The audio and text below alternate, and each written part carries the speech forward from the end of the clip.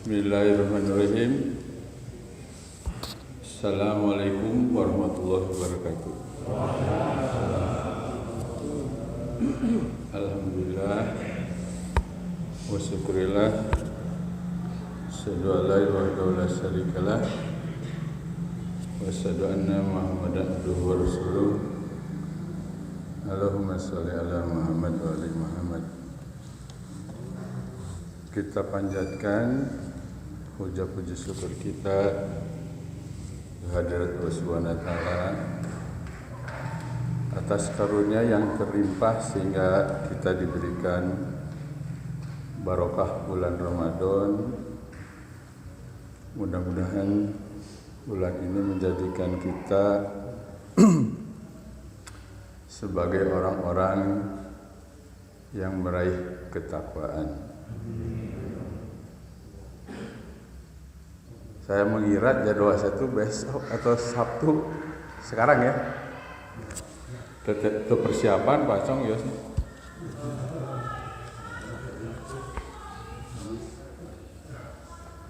Kalau kita mengamati dan ini jadi bahan renungan kita ya.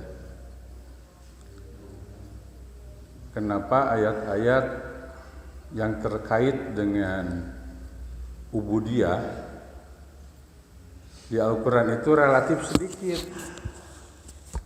terkait misalnya dengan rukun Islam. Coba ayat terkait dengan sholat berapa ayat di Al-Quran itu, dan tidak detil. Paling-paling aqimus shalah wa atuz zakah ya. Padahal as-sholatu imadu di sholatnya tiang agama. Tapi penjelasan Quran tentang ini begitu sedikit. Leres tuh Pak Presiden.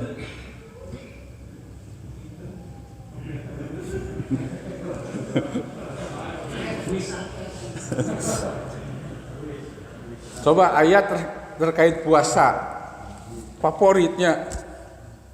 Ya ayyuhalladzina kutiba alaikumusiyam. Bukan ketika kutiba denganmu.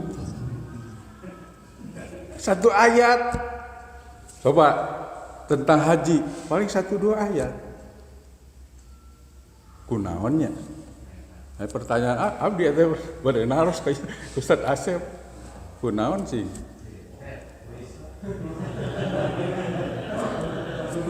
Kajawab ceban nya po. Aslina nya. Ceban pokona mah. 20. Tapi coba perhatikan ayat-ayat tentang muamalah. Yang paling fenomena, coba perhatikan ayat tentang Fir'aun. Wabi dia eta ayat Fir'aun ayat 100 ayat Pak. Ari ayat tentang sholat, puasa, haji hanya 1-2 ayat. Kita kuna coba perhatikan. Nah kebetulan kan simkuring sanes ahli hadis ya. Guruna Ustaz Suhaidi yang ngajelasinnya. PR itu bukan nama. Tapi kalau kita mengatakan atuh kitu mah Quran teh ahistorisnya. Masa lalu diceritakan. Apakah benar persoalan Fir'aun itu persoalan masa lalu? Berarti tidak berlaku hari ini. Tah eta salah berarti. Justru Quran itu untuk kita hari ini dan bahkan untuk masa depan. Coba Quran disebutnya bacaan kan? Dia berbicara sejarah. Sejarah para nabi aya di dinya. Tentang peristiwa hari ini ayat di Al-Quran menjadi ajaran. Dan juga peristiwa masa yang akan datang. Akhirat, surga, neraka ayat di dinya.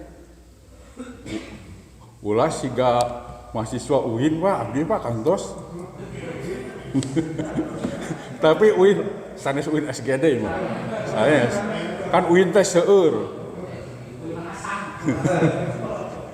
Cenah alhamdulillah eta UIN Pak mahasiswa UIN. mudah-mudahan kita di akhir acara, mudah-mudahan kita masuk surga. Eta ge mun surgana aya cenah, sugan aya cenah. Sugan aya. Jadi dia karena filsafat selalu mempertanyakan aya teh surga teh gitu. Nah, kembali ke masalah Firaun. Berarti persoalan Firaun teh kalau kita tafsir karena Quran itu untuk ajaran kita hari ini, berarti persoalan Firaun teh berbicara tentang apa? Tentang kekuasaan. Nah, kalau persoalan kekuasaan bukan hanya peristiwa masa lalu, tapi juga peristiwa hari ini. Firaun adalah simbol atau cerita tentang orang yang berkuasa dan dolim.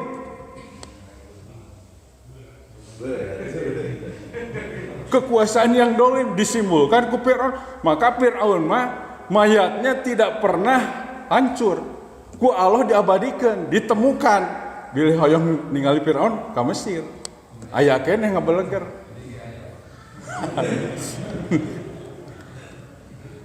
Sampai Firaun mengatakan anak robakumul a'la tuh. Ingat, orang berkuasa seringkali dia merasa seperti Tuhan, nah, seperti robakumul a'la. Karena kecenderungan orang berkuasa menjadi dolim, bahkan menyamai, tanda kutip menyamai seperti Tuhan. Firaun simbolnya. Ya. Orang berkuasa itu seringkali, maka ada istilah Lord Acton ya. Power tends to corrupt. Ya. Kekuasaan itu cenderung korup. Power absolute korup. Jadi orang berkuasa itu kekuasaan, nah berarti simbol Firaun. Jadi Firaun itu bukan masa lalu, hari ini.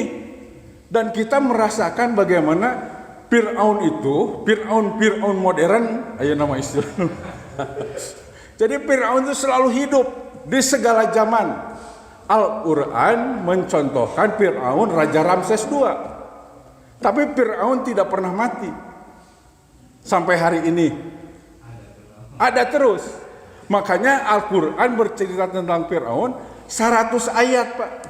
Coba. Jadi seperti Kaisar Nero. Kaisar Neronya mengatakan hukum adalah saya tuh. Dia mengatakan hukum itu adalah buatan saya, kumah daekna. Cek saya salah. Cek saya benar oposisi ditahan tak kabeh. Ayo non oposisi mah bebas ngomong jadi buser. Leres teh. Ketika belum ditahan, Allahu Akbar. Terus keluar dari penjara kemana? Allahu Akbar. Udah sieun teh. Tak gitu. Ya. Jadi tentang bicara kekuasaan adalah bicara tentang hari ini. Nah makanya kalau pami kondisi Firaun diibaratkan kita hari ini, kita akan memihak kemana? Musa atau Firaun? Jawabannya pasti Musa kan? Karena sejarah atau Al-Quran sudah menceritakan kedoliman dari Firaun. Pasti, tapi kita gambarkan kalau Firaun itu seperti kita ibaratkan analogi dalam kondisi hari ini. Firaun adalah yang menciptakan sebuah sistem negara. Firaun yang membuat infrastruktur, Firaun yang memberikan BLT, Firaun yang menggaji Pak Kadar, PNS soalnya kan, jadi seolah-olah digaji ku pemerintah gitu.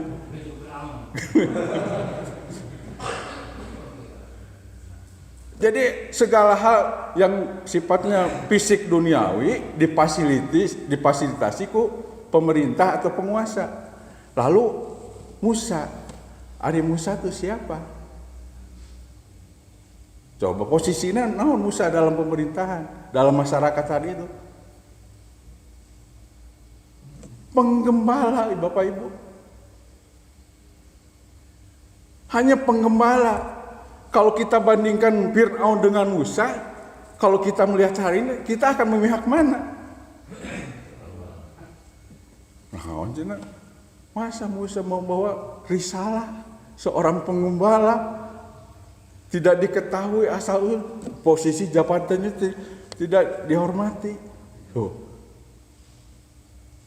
Pasti Fir'aun. Jadi wajar kalau Fir'aun pengikutnya begitu banyak, punya kekuasaan, punya kemampuan memaksakan, memobilisasi segala fasilitas. Musa siapa pengikutnya? Tuh.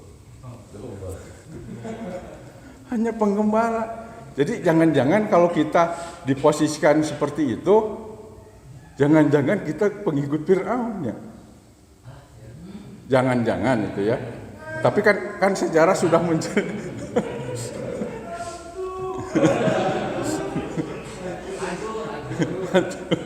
itu.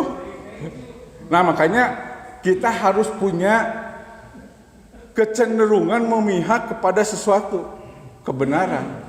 Betapapun kemampuan kita tidak ada. So, kita dalam posisi hari ini memihak kemana? Nah, yang benar itu yang mana? Oh, ya. Nah, ini seperti cerita burung pipit. Burung pipit diceritakan ketika Ibrahim akan dibakar. Ya. Burung pipit itu mematuki air dan ingin memadamkan api yang menyala-nyala. Logikanya masuk nggak? Api yang begitu besar dipadamkan oleh patukan burung pipit dengan air yang begitu kecilnya untuk memadamkan api. Moal masuk. Sehingga si cicak nyengseurekeun pipit ai maneh nanaonan cenah. Erek maruman api yang menyala-nyala dengan patukan cai yang dia patuk diturunkan di tempat bakaran api. Leres dah. Tidak masuk. Tapi disitulah pemihakan seseorang. Allah mencatat. Jangan dikira Allah tidak mencatat. Nah, kehidupan kita hari ini juga di mana posisi kita? Nah, harusnya dalam posisi seperti burung pipit. Kita tidak mampu melawan negara. Leres tuh. Tapi sikap kita, giroh kita kepada sebuah kebenaran. Nah, mungkin itulah yang harus menjadi pelajaran. Jadi betapapun kemampuan kita terhadap sebuah kebenaran terbatas. Jadi salah satu jihad yang paling besar dalam sebuah hadis adalah mengatakan ya hak kepada penguasa. Hebat. Meskipun akhirnya dia dipenjara, tapi dia sudah berani mengatakan sebuah kebenaran. Hebat itu Pak. Daripada tidak memihak sama sekali. Ya. Nah, misalnya contoh peristiwa hari ini minyak. Minyak di negara sawit terbesar di dunia bisa mahal. Kalau harga minyak kita dengan di Belanda sama, logikanya di mana? Kan untuk sampai ke Belanda biaya ekspor, laris. Tapi di kita kok minyak bisa sulit, bisa tidak ada.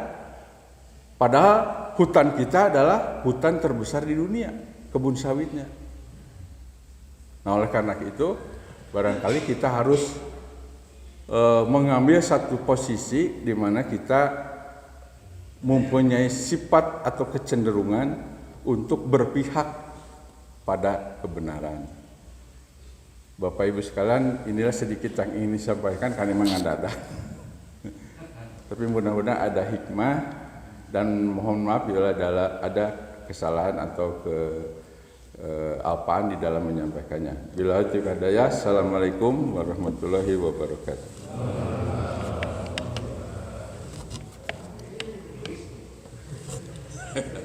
Wis sudah dijawab.